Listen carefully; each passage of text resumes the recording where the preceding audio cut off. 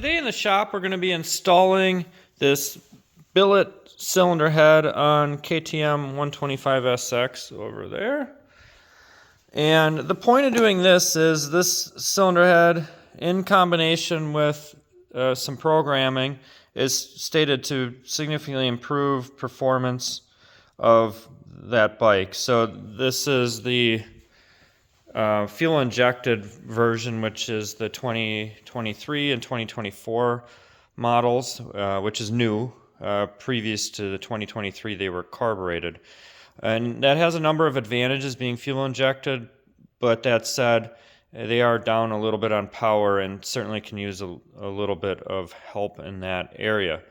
So what I did, there's a few companies that make these types of products, but this is one I found. They're South Bay Performance, and they have this two-piece cylinder head. So that should actually boost performance a bit. It's a little bit higher compression. You do have to use special base gaskets to allow the appropriate clearance. And then you can send your ECU straight to them and they'll reprogram it, or you can buy one like this where you can plug it in and program it yourself. I chose this one because then I can account for other modifications that are made throughout time, like exhaust and other things like that. Given you got to remove the cylinder, and my bike has about 30 hours on it now, I'm just going to go ahead and do a top end kit at the same time. So I do have this piston here from Wise Coach. We'll talk a little bit more later because this is a forged piston. We'll kind of compare and contrast the cast to the forged, and then all the appropriate gaskets and everything are here too. Now this kit did not come with the piston rings, wrist pin bearing, other gaskets. It just came with what is needed just to do this step. So if you want to do other parts of that, then you have to account for that as well. All right, so let's get started. All right, so as we prepare for this top end replacement, cylinder head replacement, really important that we maintain good cleanliness. You do not want to drop sand, dirt, other things into the engine. So having a clean bike is actually a really important step.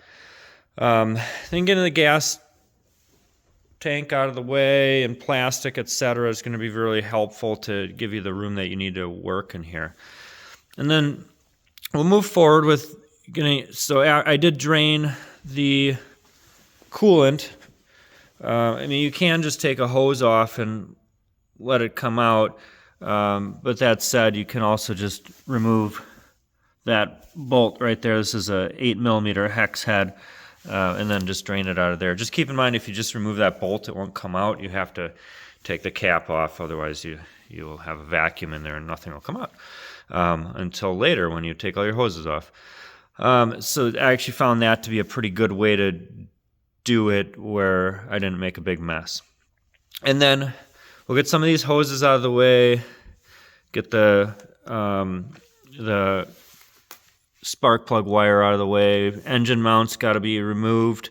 So these are 10mm hex heads. These are 12s.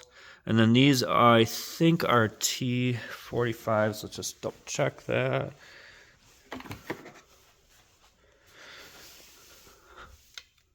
Yes, those are T45s. They look like that, okay? And then we'll get into this engine, get it updated with a new piston, new cylinder head. We'll see what kind of power we can make and have some fun.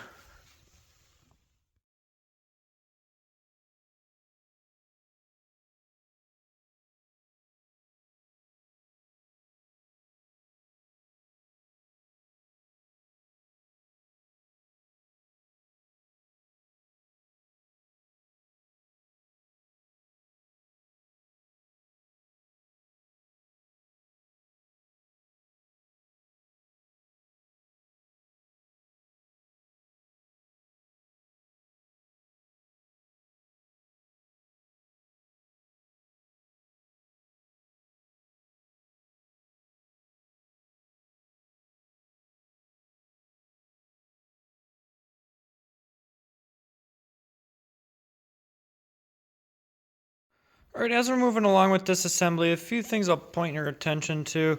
One is these electrical connectors, like this one here, it's purely just pushing down on that part there, and then it releases that clip, and then it should pull straight out. And kind of moving that out of the way.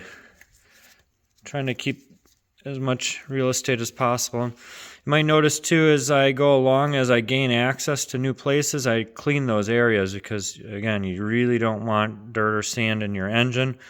It could cause not only engine failure, but repeated engine failure, even after initial rebuilds. So, in any case, also covering up areas that are open.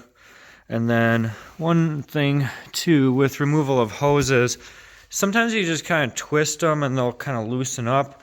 But if they're still really kind of stuck in there, I'll just take a flathead screwdriver, kind of go in and around like that. And once you're all the way around, then usually you can kind of twist it and then remove it, okay?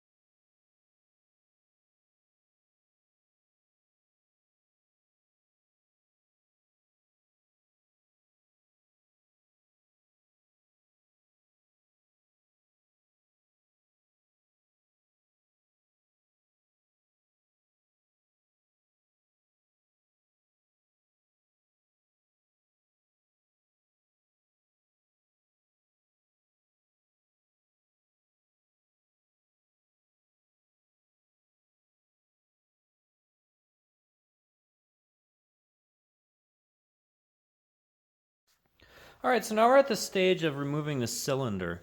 And I've done a pretty good job of making sure things around are clean. You can use solvent. I actually like using WD-40.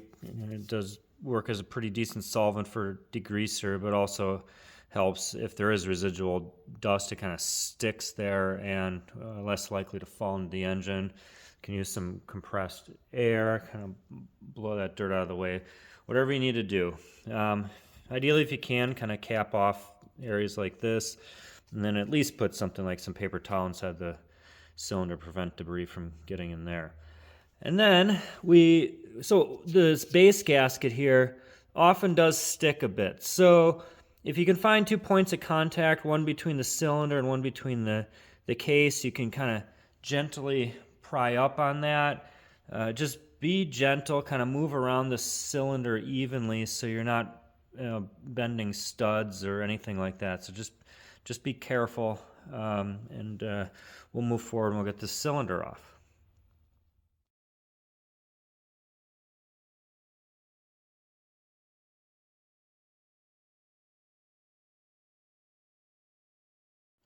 All right, so with the cylinder off, here's what the cases look like. We'll go ahead and get that piston out of there by removing the circlips there. Usually use like a small pick tool or a small screwdriver.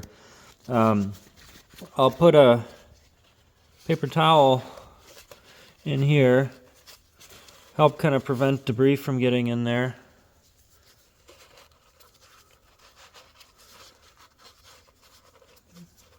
And then we can go ahead and remove that gasket the rest of the way. A few different ways to do that, but something like a razor blade or a gasket removal tool like this, kind of scrape that off. I'm not going to reuse this one. You can't in this situation because you need those ones with the that allow for increased clearance. But anyways, nice to get it off in one piece. Just like that. I should be able to go ahead and get it all off. All right, let's take a look at the cylinder over here. So a few things to point out. Looking on the inside of the cylinder, you can still see the kind of cross hatching in there that is from the original equipment. So cylinder is actually in pretty decent shape. If you were to see a lot of marring in there or any kind of vertical grooves up and down, any kind of significant things like that, Then you could go ahead and deglaze. Use something like this. Has some kind of abrasive stones on there. You do that with a lubricant like WD-40 or oil or something like that. And you gotta clean it out real good. But this one actually looks in pretty decent shape, so I'm pretty comfortable just going ahead and putting the new top end right in there. And go ahead and inspect the exhaust valve, which is right inside of there. And in general, things look pretty good though. Alright, so to get the piston off, you're going to use a small screwdriver or a pick tool. I have a pick here, and there's a little relief right in the side of the piston here for that to go into. And all you need to do is just kind of go in here and just kind of pry that circlip out. Okay? Sometimes takes just a little bit of finagling. But then as soon as you get it off on one area, the whole thing should come out. See, it's starting to work its way out now.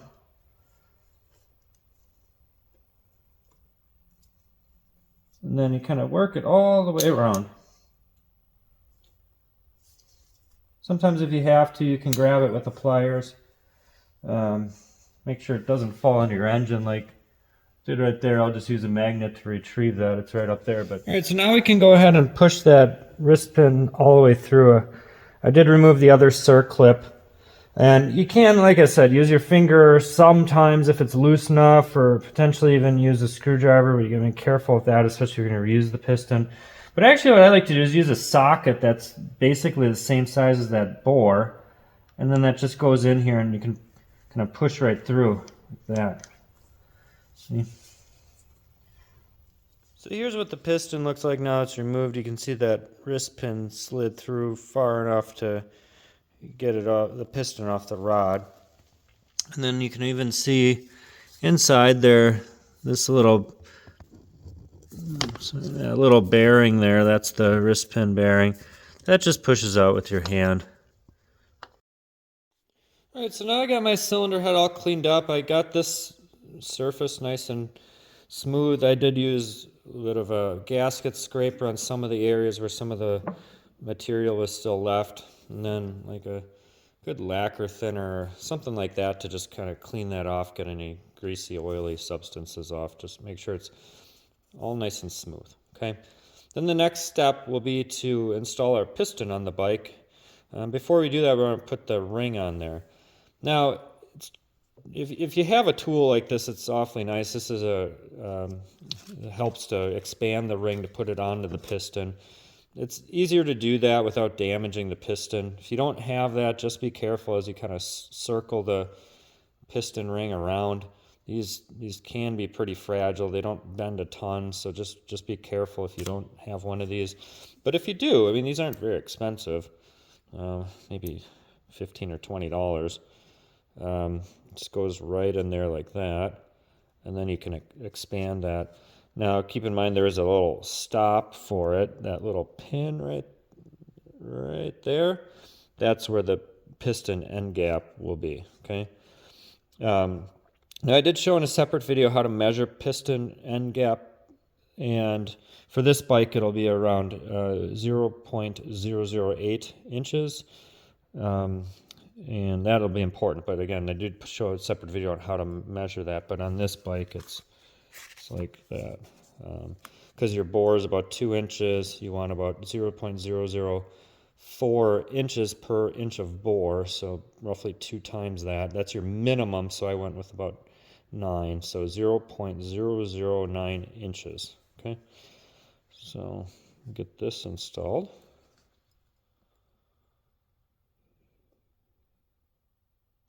So expand slowly and carefully. Do not want to go aggressive with this. Now I can see it's on the piston.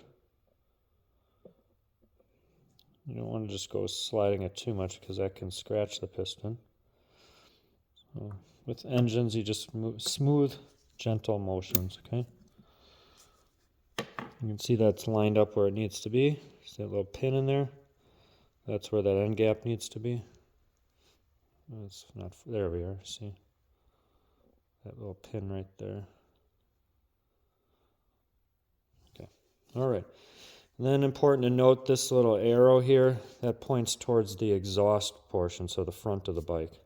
That's super important because pistons are not always symmetric. You can see how the skirt is sort of oblong, so that's important. Because it's not symmetric, it is very important that you put it in the right way. So arrow towards the exhaust side, so it'll go in there like that.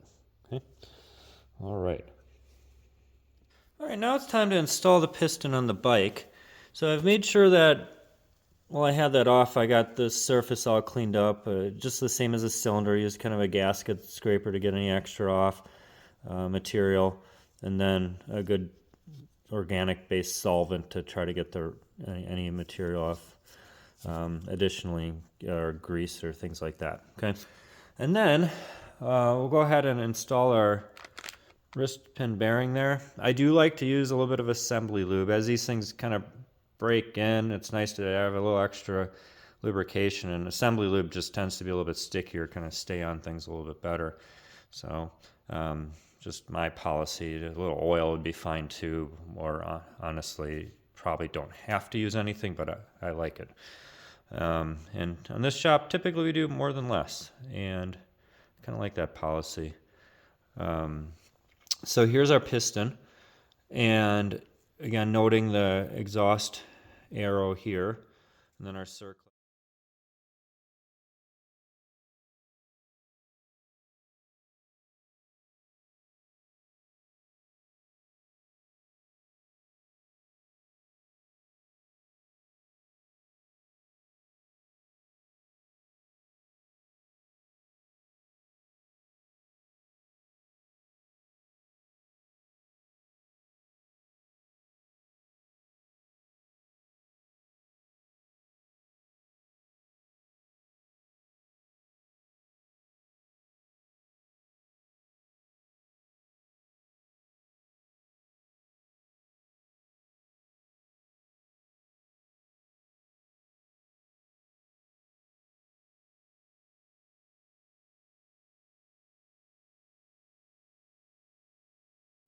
All right, so now we're ready to move forward with the cylinder installation.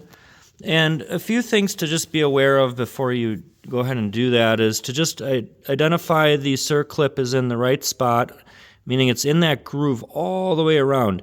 You want to make sure it is that way, because if it isn't and it's out partly in one spot, it could lead that circlip to come out during operation. If that happens, that could lead to engine failure. So just be very diligent in making sure that's right. Now, you notice in this installation, I used a sprayable type gasket sealer, which works pretty well, but the one downside is you have to be a little bit careful of overspray. So after I was done applying it, I used a little bit of organic solvent, like lacquer thinner, paint thinner, whatever is fine, to get in there and kind of clean the engine surfaces off. You don't want that stuff floating around in there, potentially gumming up any orifices. When you use that, you do have to put a thin coating on each surface, wait 30 seconds, and then apply it. I did it even between the two gaskets, since there's two base gaskets on this installation to allow for appropriate clearance. Okay. If you don't want to use those spray type, which, honestly, I don't use the spray type very often. There's tons of other options like this. Usually you just want to do like a high heat application, something like that can handle the temperature of the cylinder and cylinder head, etc. But there's other options. They all tell you what they're designed for, whether they're designed to be used for high heat applications, potentially in contact with gasoline surfaces, etc. Okay, so just be mindful of what you use. And then we'll go ahead and get that installed. Now, with these smaller piston and rings, you can just compress that ring by hand, noting to be very mindful that when you do compress it, the end gap of the rings meets where that little pin is in the piston. So tiny little pin there that the end gap needs to meet at. Because if your ring is overlapping that and you try to compress it, it will be on top of that, and you could end up damaging your ring. One thing I often will do, I'll actually go ahead and use a hose clamp as a kind of homemade ring compressor. The only thing you gotta be a little bit cautious of with these is just to be careful you don't scratch surfaces as you slide the piston into the cylinder. So I do not tighten it all the way. I tighten it just enough to compress that ring, but yet so it slides over the piston nice and smoothly. To aid in that sliding process, I'll use a little assembly lube or oil or something in between the piston and the hose clamp or ring compressor in this case. Okay. All right, let's move forward.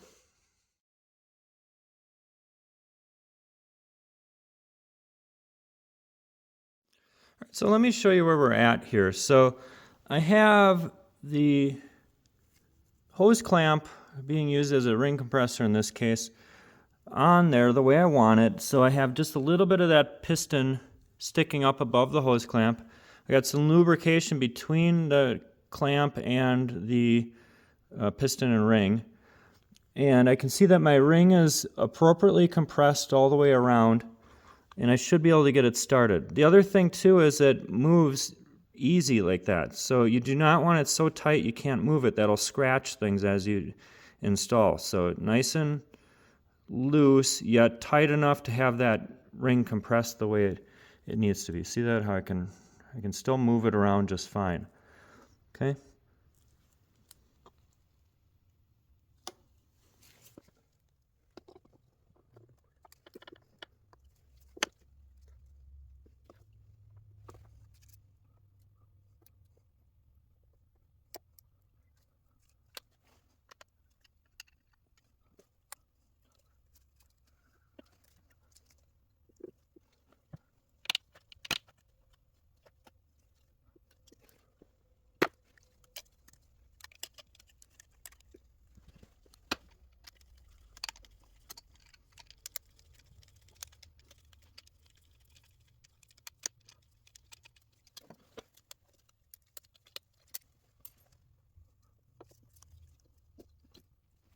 All right, so now it's time to install the cylinder head. And in this case, I am upgrading to this two-piece cylinder head, which actually has a seal in between there, right there. And it does come with two new seals here for underneath the cylinder head right there, one on the inner and one on the outer portion, just like the original equipment. Okay, so that's like the original equipment. And then it does come with these new washers that go under the bolts, although it reuses the old bolts. Those cylinder head bolts will be torqued to 13.5 foot-pounds, and the cylinder base nuts will be tightened to 17 foot-pounds. Okay, the cylinder head bolts, those are 10 millimeter hex heads, and the base nuts, which I'm replacing with titanium ones because they look pretty great, a little bit stronger. Those take a 13 millimeter hex head or 13 millimeter socket. Now, that one right there, you could either just estimate your torque or go ahead and use one of these to help get in there and to still get your torque. You do want to be pretty close with that. You don't want to go crazy. You could end up squeezing your gasket out, kind of wrecking things. So just be a little bit cautious about that. Okay. So now we'll, oh, and I should mention too, I'll end up using blue thread sealer like that on basically all of those bolts and nuts. You know, a lot of times you don't necessarily have to do that, but I like that extra step. And this stuff is in general good to about 300 degrees, so it should be more than adequate to just prevent those from loosening up. All right, it's just one extra piece of assurance. All right, but let's see how this gets together, and then we'll see how it performs.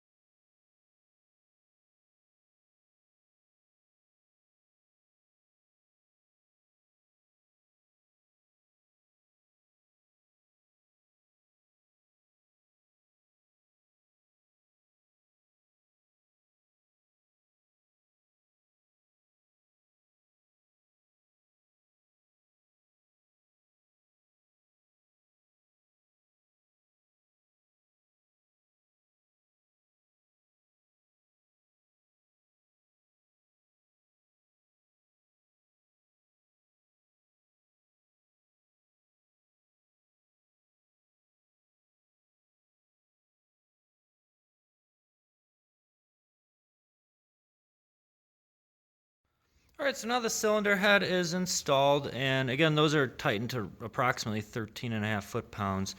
And at first, I was going in a crisscross pattern just to really make sure I'm evenly distributing that load, right? You know, I'm not tightening one down completely and then moving on to the next. So just be a little bit careful that you're evenly distributing that so you don't warp anything. Should note there is an arrow right there that shows you what's the front. That's important. Even though the cylinder on the inside is symmetric all the way around, has that outlet for this hose that goes to the radiators. That needs to go up there. And I labeled this before I took it off, so that way I'd know what's left, what's right, and what's up, and what's down. So I do recommend just trying to be as organized as possible. I'll throw a little dielectric grease in there just to prevent any moisture on a muddy day from getting in there. And then engine mount installation and kind of plugging everything back in and getting it all put back together. And then we'll have pretty awesome upgrades. Be able to have the new top end in there, new cylinder head, even new programming. Should be pretty great.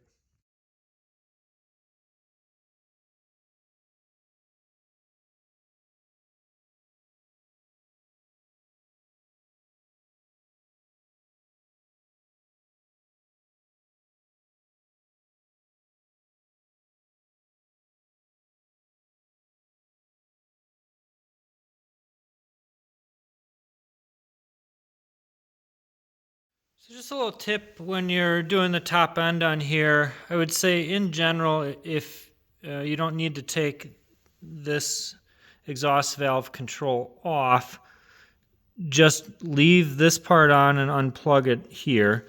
You can unplug that by withdrawing that white clip there and then pressing down and then pulling it out.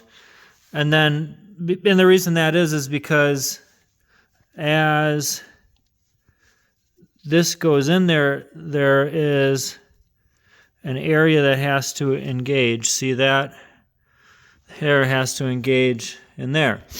And sometimes it does migrate a bit over time. Not exactly sure why mine did, but it did. So then when I went back to mount this back up, it no longer aligned, which is no big deal because I got to reset my exhaust valve anyways because I'm reprogramming it. But if you didn't have to do that, you just leave that in place. But in any case, if you take this off and you need to realign that groove there and there, well, the best way I found to do this, and there might be others, but I put my bolts in here loosely like this, just the top two for now. And then just kind of like that, just get them kind of threaded in there in place. And then you have this thing here, which is called a wake-up dongle. This device here will help kind of reset things. It's used for other things too, but basically the idea is you need to hold your throttle at half throttle. I don't think it has to be perfectly, but I just marked no throttle, wide open, and then halfway between. So you hold the throttle half open, and then then plug this in, then wait 10 seconds, and then once you release the throttle, put gentle pressure on this, and as that motor rotates, it'll align with the valve, okay? And once that happens, then it'll kind of reset itself. I probably would do that process once more after this is actually mounted up just to make sure everything's kosher.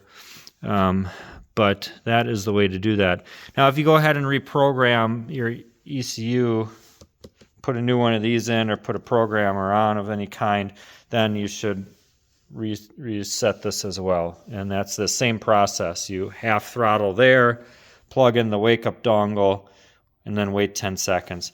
This little device here comes with the bike. It's usually in a little plastic bag that comes along with a few other accessories.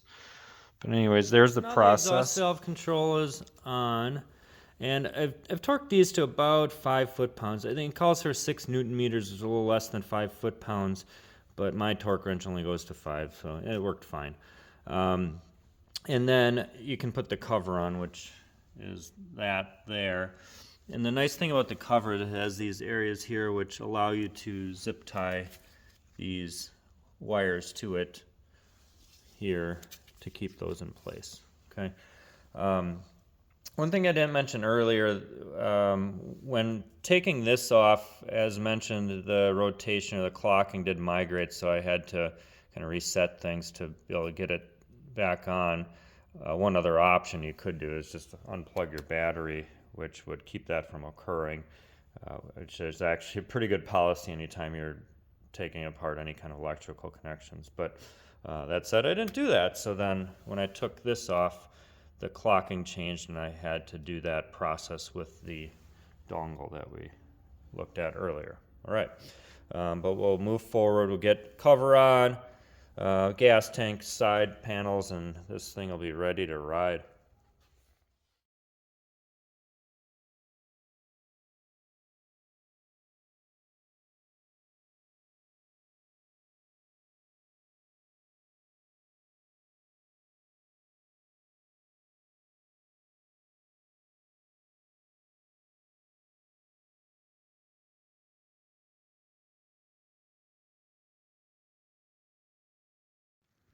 All right, so now we're in the final stages of getting the bike put back together, and a few little tips I'll show here.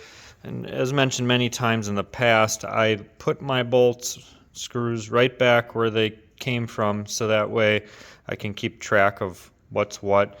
You might even notice that some of these screws look very similar, but they're actually black ones by black panels, etc. But the worst case scenario is if you have one that's a little too long and you end up puncturing something. It's not the case here, but that can be in some circumstances. So, other thing, I use blue thread sealer on just about everything. You notice I'm kind of crazy about that, but one area you don't want to miss that on, and for sure, is this bolt there. You have effectively one bolt that holds your gas tank to the frame. That's it. So make sure that that one doesn't come loose. All right. All right, so now the bike is all put back together. Top end is in place.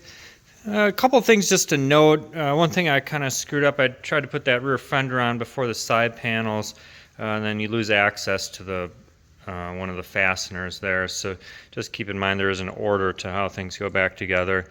A lot of these, these you have to be kind of careful. Do not over torque those. Those are just like three-ish foot-pounds. It's just hand tight.